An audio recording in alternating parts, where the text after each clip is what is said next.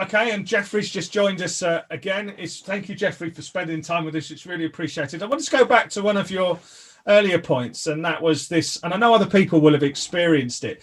Appointed at one point in the year, then when you come into role, everything's kind of blown up in the air, and we've got this mixture of churches stepping out in live stream worship. We've got paper resources.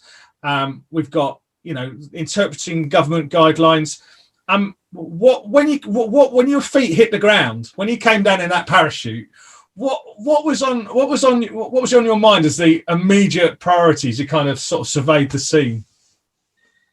I came into this role as a local church minister of 28 years, and my first, I'll be honest, because you asked for honesty, my feeling was with those ministers who didn't have the luxury of not having to be in the same place or patch every week. And so I really wanted to kind of get my head around how was that going to work for them. And government regulations, you're quite right, was the first minefield. And I thought I didn't need to worry. But instead, the monthly meeting of the 13 moderators was the place in which the document was crafted among us by one of the moderators in particular to say, okay, in the average local church, what do these rules prevent? What do these rules enable? And at one stretch, we know it prevented churches being open as places of worship. And therefore, how do we knock on the head the fallacy that church has kind of hibernated or gone off the screen and enter, as you've just said, the era of paper and live streaming and all the rest? But for those of us that perhaps that connection with the sacred spot for our worship might be more impoverishing than those who say, don't really bother me where I'm doing my prayers or my hymn singing because every place is the same. But we came indoors, literally, to our own homes. That which we joined as worship with your piece of paper that you prepared for us, Langley, we were using in our homes. We were live streamed into our homes or out of our homes. We were Zooming so that we could see literally at this very moment what is on your shelves, Langley, as we engage together in worship. So I found myself saying, therefore, I might say my prayers at 9:30 every night and live stream them and see if anybody joins me. I did that on the night before Palm Sunday, and I've kept it up every night since. And that meant that the sacred spot was actually now the spot I spend all of my day in. So for some of the highlights of the year, I think you and I talked at one point in a conversation about Holy Week. How are we going to mark Holy Week? Well, Easter Vigil's a really special one for me. So I thought, how am I going to do Easter Vigil? Well, I'll do Easter Vigil in my living room, and I'll do it with solemnity. We'll have the candles lit and we'll do it properly. Sailed into that, persuaded my wife to take part in it. And she did one of the standard Easter Vigil readings, Deborah, and reading her song of praise. And she reached the point where Deborah plays her tambourine, except my wife said trampoline. And she started laughing. I tried to be very ministerial. I was a little bit cross, but we carried on. And as the comments stacked up underneath, didn't know Exeter's had trampolines in it. And it was that wonderful insight into actually, does God make this great divide between I am now being sacred, I am now switching off, and I'm at home.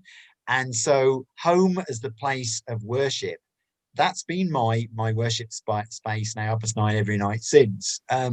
And so that's been a useful insight, because I don't think Jesus ever envisaged that his followers would kind of demarcate their diaries and demarcate their spaces and say, I'm following you now and saying my prayers, but actually when I walk off this spot, I'm not. So that's been a good rediscovery. I think I've certainly found that rhythm as well. We had our own experiences in Holy Week, as you kind of referred to. We would usually be praying sort of, I tend to go to one of the churches and offer morning prayers 9:30, because they're online. Suddenly it's 8 o'clock in the morning. Well, I entered that with the sort of spirit of, yes, this is the right thing to do. And then I sort of said, do you want to carry on afterwards? And they chose 8:30, and I am not, and I am definitely not a morning person. But I think there was something in the, it's all blown up. Everything is kind of thrown up, and you then discover what is ground zero. We've got to pray.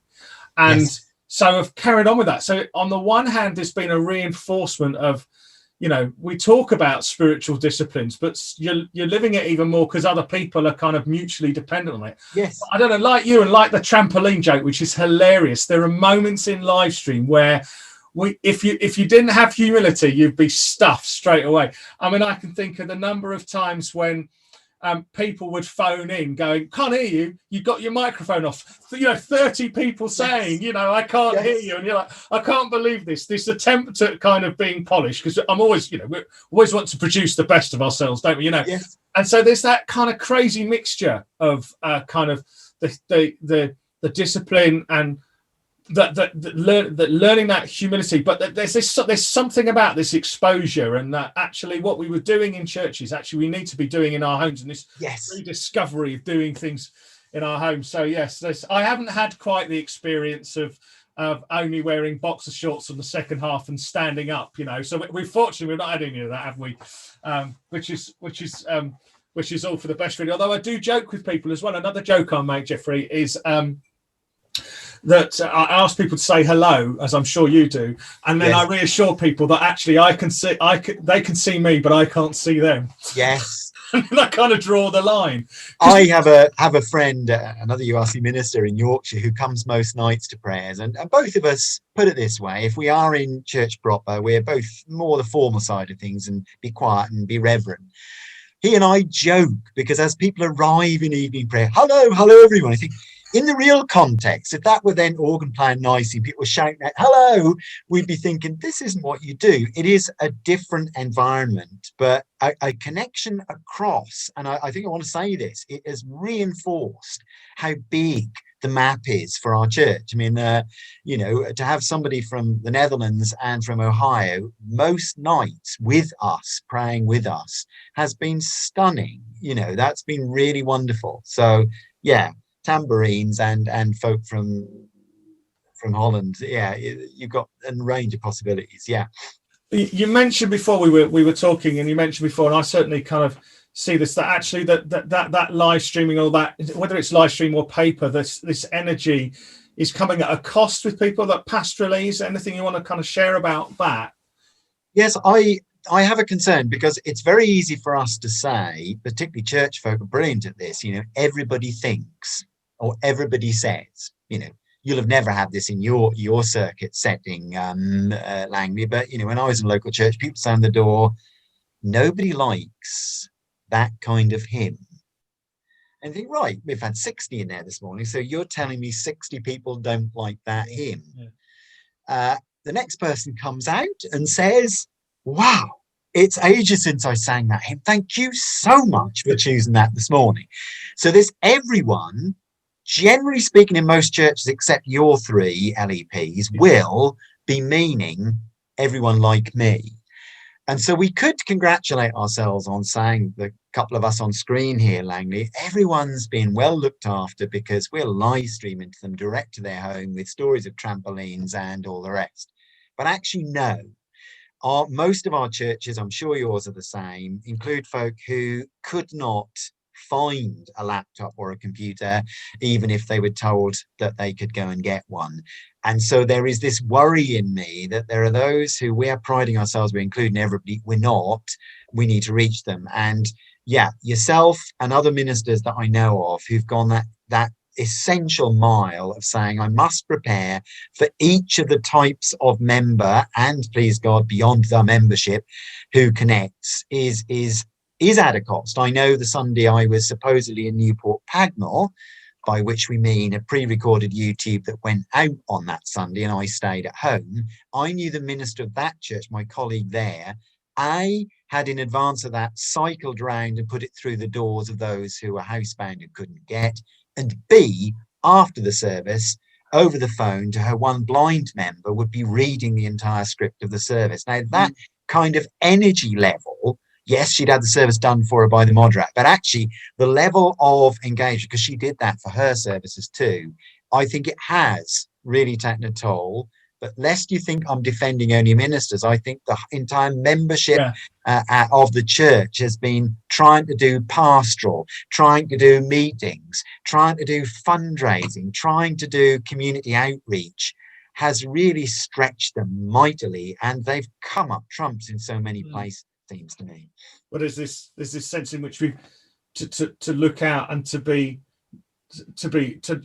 love ourselves as a family and to make those allowances, I think is key, because I think you can sustain it for a while, and I think that's the question is, we've got to look at what is sustainable moving into the future. We would go, I think online is going to be here complementing what's happening locally, and there's lots of questions that are emerging we weren't having before, like, can you do church online? And you might think, we've got to gather together for church, and then you realise that some of the epistles in the New Testament were written from prisons where Paul absolutely. So there's all kinds of theology and questions we could play with there. But what's really interesting me, just as we kind of come to a kind of a deeper ending, if that's where I'd like to end up, is a lot of us as ministers, are kind of reflecting now on what's tugging at our heartstrings as we think ahead with the Christmas message. So in terms of, what really concerns you, when we look at the struggles we're facing in society, I mean, what would they be? What kind of things are surfacing in your heart at the moment? I'll pick one just as a focus, Langley, because there is definitely more than one. And it's the whole idea of where the government's response to the regulations concerning restriction have focused. That is to say, can we or can we not relax the don't come into my house rule? And we can have a long debate for the rest of the evening on whether it's right or wrong to do that. But it seems to me the very human trigger for that is recognition that for some folk, the not seeing one another across this year has been a huge emotional and psychological toll. And for those of us who have family far spread, we perhaps treasure Christmas. Okay, it's not top of the spiritual reasons, but treasure Christmas for the fact we will see family again. We'll see parents, we'll see children, we'll see friends or whatever. And so I think they're onto something. Now, I'm not going to comment on how it's landed, but the whole thought of would that be possible to be relaxed? And what it's highlighted for us is how much that has been the focus of Christmas. You and I may say we also like to sing a carol, or we like to go at midnight communion, or we like to remember that God came amongst us. Yeah, fine, we'll get there. But actually, the main thing that's happening for many of us that links us with our non-church going friends is who are you going to see at Christmas? And I've always been concerned at the church's message about making that a nice bit of conversation, because it rubs noses into the ground for those who can only ever say in ordinary time, well, I won't be seeing anybody. My family live too far away, or those I shared last Christmas with are no longer with me, etc. If we think carefully and say we've got to restrict who we see, it may make us revisit the fact that for those of us that are spoilt for choice about who we see, are actually in the same fellowship, the same family, the same street as those who cannot see who they want to see. And what's that got to do with Christmas if we're ministers and worshippers? I think it's got everything to do with Christmas, because it seems to me that one interpretation of Christmas is that God asked God's self the question, who shall I spend Christmas with? And came among us, literally chose to spend Christmas with us, but ended up being squeezed out the backyard. There was social distancing. Actually, the main celebrations happening out the front, God tucked away in the back. That tells us something for starters. But it does tell us that if we think we're the small gathering restricted, Christmas can remind us God's with us in that. God is among us, even if we are separated from those we'd love to be spending our time with. And let's remember, his main initial guests were those that folk really didn't want in their homes, represented by the shepherds, outcast, fringes of society. Actually, that's who God had as the first visitors to the Christ child. So I think it's making us think of the worth of coming together, the who we come together with, and on a serious note, the emotional isolation cost of this stretch of COVID that has really, really impacted people's sense of aloneness and cut-offness. I think we're going to pick that cost up for months and years ahead. Well, Jeffrey, it's been really, really good to chat with you. We'll all continue think about it, to reflect about it, think about the church's role in how we support people. And you make that really interesting point. I mean, we've been aware before. I think it was Whittlesea used to have a blue Christmas, which was a period, which was, you know, recognising those who before COVID were struggling with Christmas for very different reasons. And you just reminded me of the need, I think, to be aware of that, whilst, you know, there are ongoing questions about, I look forward to, for those who can, I look forward to seeing people. But of course, as we found in our own families, actually the limitations are quite tight. You know, one side of the family's ruled in, the other one's ruled out. So our thoughts and prayers will be with you. Thank you for spending time with us. It's really, really good to see you.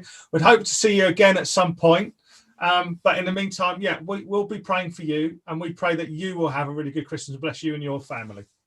Thank you, Langley, and thank you for all that you're doing as the local minister there to ensure that your congregations feel that sense of belonging to the Synod as well as the Methodist circuit. Thank you, Langley. All right.